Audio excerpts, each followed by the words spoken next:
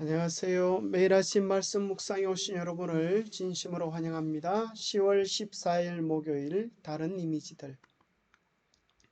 내가 내 언약을 나와 너 및 내 대대 후손 사이에 세워서 영원한 언약을 삼고 너와 내 후손의 하나님이 되리라. 창세기 17장 7절 말씀. 생각할 문제. 하나님은 언약을 통하여 우리를 어떤 관계로 묘사하고 계십니까?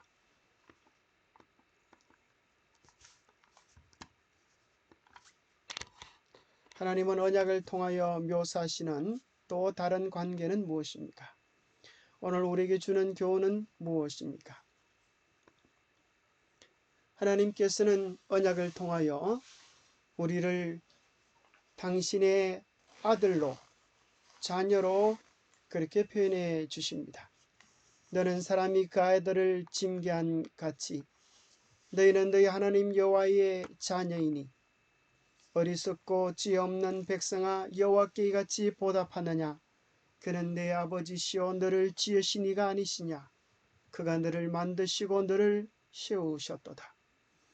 이 세상에서 가장 견고한 사랑의 관계는 혈연 관계입니다.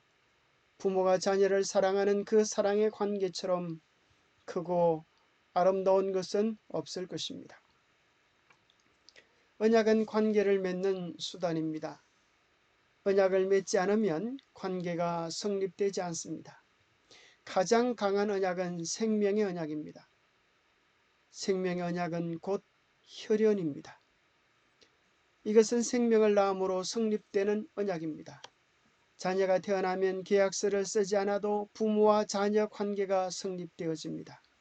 혈연의 사랑보다 강한 것은 이 세상에 없습니다.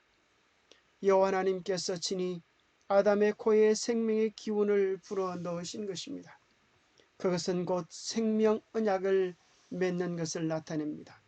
이 언약이 계속 유지되는 것이 선악과를 먹지 않는 것이었습니다. 선악과를 먹으면 생명의 언약이 깨어지는 것입니다. 그러면 사망이 되어지게 됩니다. 불행하게도 우리 시조는 생명 언약을 깨트림으로 사망이 되었습니다. 그러나 감사하고 다행인 사실은 영원한 언약, 영세전부터 마련해 놓으신 영원한 언약으로 예수님께서 십자가의 피 흘리심과 부활하시는 속죄 봉사에 힘입어 그분을 믿음으로 다시 이 피의 언약에 참여하게 되었습니다. 이것을 하나님께서는 자기 피로 샀다고 말씀하십니다. 여러분은 자기를 위하여 또는 온 양떼를 위하여 삼가라. 성령이 그들 가운데 여러분을 감독자로 삼고 하나님이 자기 피로 사신 교회를 보살피게 하셨느니라. 우리는 예수님을 믿음으로 그분과 피의 언약 곧 혈연 관계에 들어갔고 이 생명력이 우리를 언약 조문에 따라 생활하게 하는 것입니다. 이 이치를 깨닫는 것은 얼마나 행복한 일입니까? 우리 김명호 목사님께서 이렇게 기록해 주셨습니다. 정말 이치에 타당한 말씀입니다. 이 세상에서 가장 강한 언약은 생명 언약이고 또 혈연으로 맺어진 언약입니다. 하나님께서 언약을 통하여 또 어떤 다른 관계를 묘사하고 계십니까? 신명기 4장 20절에 보면 여호와께서 너희를 택하시고 너희를 쇠 풀무곳 애굽에서 인도하여 내사 자기 기업의 백성을 삼으신 것이 오늘과 같아도 여호와의 분깃은 자기 백성이라 그렇게 하십니다. 하나님의 기업, 하나님의 분깃, 하나님의 기업을 당신의 백성이라고 하시면서 우리를 하나님의 소유라고 확정해 주시는 것입니다.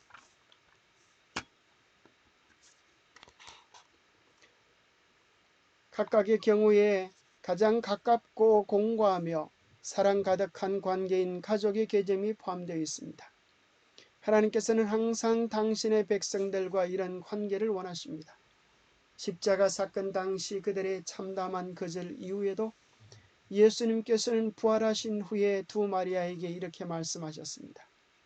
가서 내 형제들에게 갈리로 가라 하라. 거기서 나를 보리라. 그리스도께서는 부활하신 후에 자기를 거절했던 제자들을 향하여 나의 형제들이라고 부르셨습니다. 사랑받을 자격이 없는 자들에게 사랑과 은혜를 베풀어 주신 것입니다.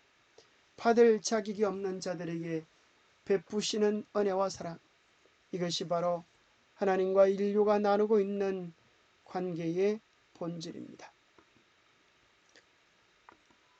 영감의 교훈입니다. 하나님을 아버지라고 부를 수 있는 특권, 그분은 우리에게 무한하신 하나님을 우리 아버지라고 부를 수 있는 특권을 주셨습니다.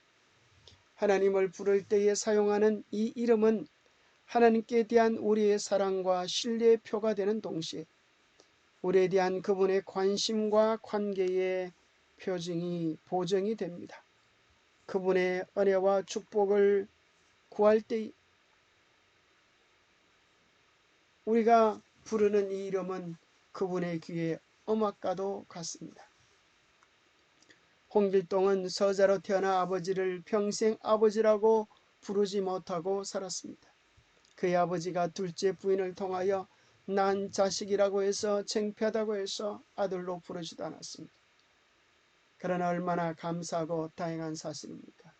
비록 우리가 죄로 망가졌다 할지라도 주님은 우리를 다시 한번 피로 사셔서 우리를 당신의 자녀라고 불러주시는 것입니다. 이 세상에 그 어떤 것도 끊을 수 없는 아버지와 자녀와의 관계, 생명 언약으로, 혈연적 언약으로 우리를 맺어주시는 것입니다. 아버지의 최고의 관심과 사랑의 대상은 언제나 자녀입니다. 하나님께서 최고의 관심과 사랑으로 우리를 사랑하고 계십니다. 아버지는 자녀의 모든 필요를 채워주시는 것처럼 하늘 아버지도 우리의 모든 필요들을 때에 맞게 공급하십니다. 아버지는 자녀를 자랑스러워하십니다. 아버지는 자녀에게 언제나 가장 좋은 것을 주기를 기뻐하시는 것처럼 하나님께서도 우리에게 우리의 모든 저주를 십자가에 못 박으시고 우리에게는 가장 좋은 것들로 돌려주시기를 원하십니다. 뿐만 아니라 아버지는 자녀에게 가장 큰 기대를 걸고 계십니다. 자녀를 향한 기대, 그것이 하나님의 사랑이고 우리를 믿어주심입니다. 결국 자녀는 자라 부모를 닮게 될 것입니다. 우리 속에 부모의 DNA가 있듯이 우리 속에 하나님의 DNA가 활성화되어서 우리는 잃어버린 하나님의 형상을 회복하는 그분의 자랑스러운 자녀들이 될 것입니다. 아버지의 모든 것이 자녀의 것입니다. 아버지가 차를 한 대 사면 이것 아버지 차예요? 묻는 자녀가 없습니다. 이거 우리 차예요? 하듯이 우리가 주님 안에 있을 때 하나님의 모든 것이 우리의 것이 되는 크고 놀라운 특권을 누리게 되는 것입니다. 기도하겠습니다. 하나님 아버지, 이 세상에 그 어떤 것도 끊을 수 없는 우리를 가장 강한 언약, 생명의 언약, 혈연의 언약으로 맺어주심을 인하여 감사합니다. 우리의 부족함에도 불구하고 사랑과 은혜로 다가오셔서 우리를 당신의 자녀라고 불러주심을 인하여 감사합니다. 누구도 끊을 수 없는 특별한 관계 속에 우리를 초청해 주시니 감사합니다. 간절한 마음으로 초청해 주시는 하나님의 음성에 즉각 반응할 수 있는 믿음을 주시옵소서.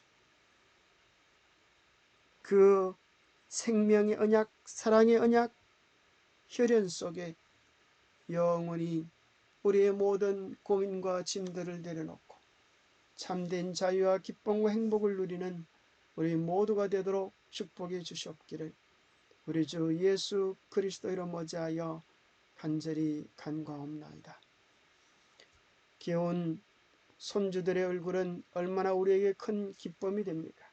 하나님께서 우리를 보실 때 그보다 더 큰 기쁨으로 우리를 사랑하시고 돌보아 주십니다.